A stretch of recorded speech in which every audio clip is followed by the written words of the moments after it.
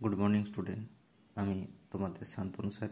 আমি ABTA test paper মাধ্যমিকে 2024 এবং 25 সালে যে জিওগ্রাফির পেজ নাম্বার হচ্ছে 130। এখানে সমস্ত এমসিকিউগুলো তোমাদের সামনে সঠিকভাবে তুলে ধরলাম। আচ্ছা, প্রথম প্রশ্ন কি রয়েছে না, প্রথম হচ্ছে বহির্জাত প্রক্রিয়া। 1 নম্বর প্রশ্ন হচ্ছে বিভাগ ক, বহির্জাত প্রক্রিয়ায় শক্তির মূল উৎস কি? না, বহির্জাত প্রক্রিয়ায় শক্তির মূল উৎস হচ্ছে আমাদের সূর্য। দ্বিতীয়ত হচ্ছে নদীর গতিবেগ দ্বিগুণ বেড়ে গেলে তার বহন ক্ষমতা কত বাড়বে? নদীর গতিবেগ দ্বিগুণ বেড়ে গেলে তার বহন ক্ষমতা 64 গুণ বেড়ে যাবে। 3 নম্বর হচ্ছে এল নিনোর আবির্ভাব হয় কোথায়? না, এল নিনোর আবির্ভাব লক্ষ্য করা যায় প্রশান্ত মহাসাগরে। আচ্ছা, পরের প্রশ্ন, উল্কাপিণ্ড পুড়ে ছাই হয়ে যে বায়ুমণ্ডলীয় স্তরে সেটা হচ্ছে মেসোস্ফিয়ার। মেসোস্ফিয়ারে হচ্ছে বায়ুমণ্ডলের শীতলতম স্তর, এখানে উল্কাপিণ্ড পুড়ে ছাই হয়ে যায়। 5 প্রশ্ন, পৃথিবী, সূর্য, চাঁদ এক সরলরেখা অবস্থানকে কি বলা হয়? এক সরলরেখা অবস্থান করে সেটাকে সিজিক বলা হয়। পরের প্রশ্ন, সমুদ্র স্রোত সৃষ্টিতে সব থেকে বেশি প্রভাব বিস্তার করে কি? না, নিয়ত বায়ু। সব থেকে বেশি প্রভাব বিস্তার করে নিয়ত বায়ু। 7 প্রশ্ন, একটি জৈব ভঙ্গুর বর্জ্য মানে জৈব পদার্থ দ্বারা সেটা ভাঙা যায়, সেরকম বর্জ্যের নাম কি? সেই রকম বর্জ্য হচ্ছে কাগজ। কাগজ হচ্ছে জৈব ভঙ্গুর বর্জ্য। 8 হচ্ছে ভারত ও পাকিস্তান সীমানা নির্দেশকারী রেখাটি হলো কি?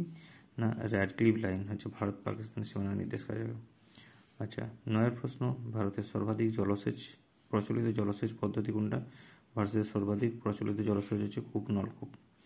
10 প্রশ্ন, ভারতে কোন প্রকার অরণ্যের পরিমাণ সর্বাধিক? ভারতে যে অরণ্যগুলো রয়েছে তার মধ্যে রয়েছে তোমার শুষ্ক পর্ণমোচী অরণ্য, এর পরিমাণটা হচ্ছে সর্বাধিক 29%। এরপর রয়েছে আর্দ্র পর্ণমোচী। আচ্ছা,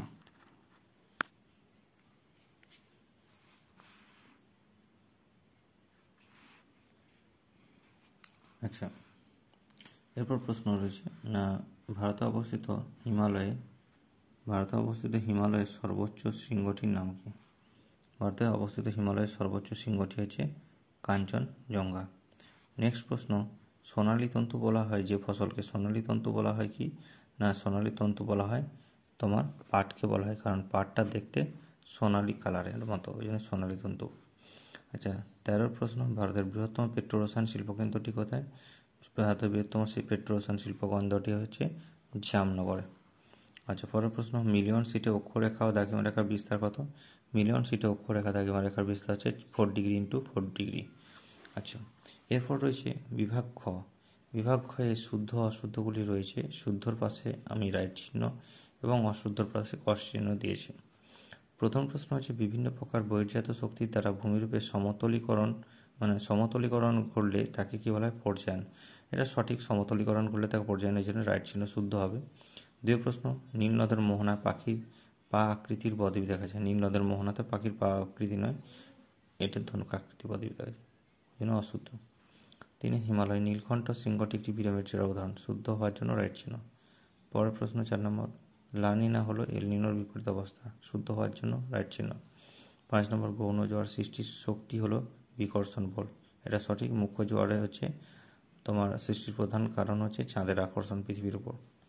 6 নম্বর হচ্ছে, শিবালিক ও হিমালয়ের মাঝে সংকীর্ণ উপত্যকাকে বলা হয় তাল। সংকীর্ণ উপত্যকাকে বলা হয় দুন বলা হয়, এখানে তাল লেখা আছে, ওই জন্য অশুদ্ধ হবে। 7 প্রশ্ন, উত্তর পশ্চিম ভারতে শীতকালে বৃষ্টির কারণ হলো পশ্চিমী ঝঞ্ঝা। উত্তর পশ্চিম ভারতে শীতকালে যে বৃষ্টি হয় তার প্রধান কারণ হচ্ছে পশ্চিমী ঝঞ্ঝা ভূমধ্যসাগরীয় অঞ্চলে। আচ্ছা, 2.2 এর শূন্যস্থান পূরণগুলো দেখো। প্রথম প্রশ্ন দিয়েছে, ড্যাশ স্তরকে বলা হয় প্রাকৃতিক সৌরপর্দা। আমরা জানি ওজোন স্তরকে বলা হয় প্রাকৃতিক সৌরপর্দা, কারণ সূর্যের ক্ষতিকারক রশ্মিগুলো এই স্তরটি শোষণ করে। 2 প্রশ্ন, মরু অঞ্চলে শুষ্ক অগভীর নদীখাতকে কী বলা হয়? মরু অঞ্চলে শুষ্ক অগভীর যে নদীখাত সেটাকে ওয়াদি বলা হয়। 3 প্রশ্ন, পৃথিবীর বৃহত্তম সামুদ্রিক মগ্নচূড়ার নাম কি? পৃথিবীর বৃহত্তম সামুদ্রিক মগ্নচূড়া হলো গ্র্যান্ড ব্যাংক। 4 প্রশ্ন, জীবাণু দ্বারা বর্জ্য পদার্থের বিয়োজনকে কী বলা হয়? জীবাণু দ্বারা বর্জ্য পদার্থের বিয়োজনকে বলা হয় কম্পোস্টিং। 5 প্রশ্ন, ভারতের কফি গবেষণা কেন্দ্রটির নাম কি? ভারতের কফি গবেষণা কেন্দ্রটির নাম হচ্ছে কর্ণাটকে চিকমাগালুর।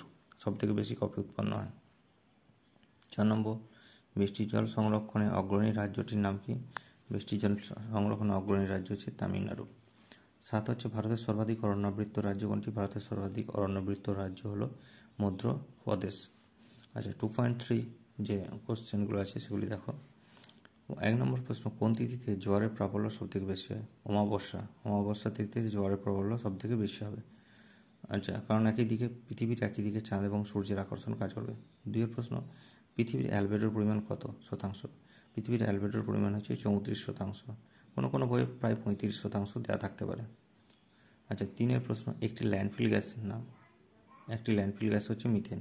4 প্রশ্ন, ভারতের বৃহত্তম বেসরকারি লৌহ ইস্পাত কেন্দ্র কোনটি? সেটি হচ্ছে TISCO, tata iron and steel company. 5 প্রশ্ন, কোন শিল্পকে শিল্পের শিল্প বলা হয়?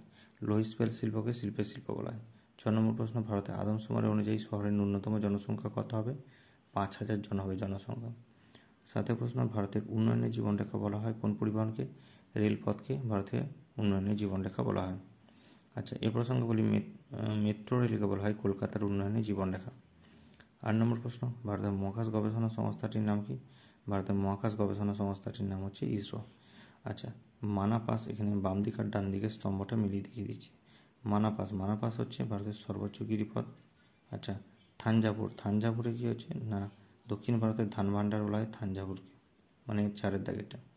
আচ্ছা সোনালী চতুর্ভুজ হচ্ছে সড়ক পথের সাথে যুক্ত, এবং 4 যে স্পট রয়েছে, ফ্রান্সের যে কৃত্রিম উপগ্রহটা তার নাম হচ্ছে স্পট। আমি এখানে 130 এবং 131-এ যে কোশ্চেনগুলো করে দিয়েছি তার সঠিক উত্তরগুলো আমি তোমাদের সামনে নিজের তৈরি করা তুলে ধরলাম।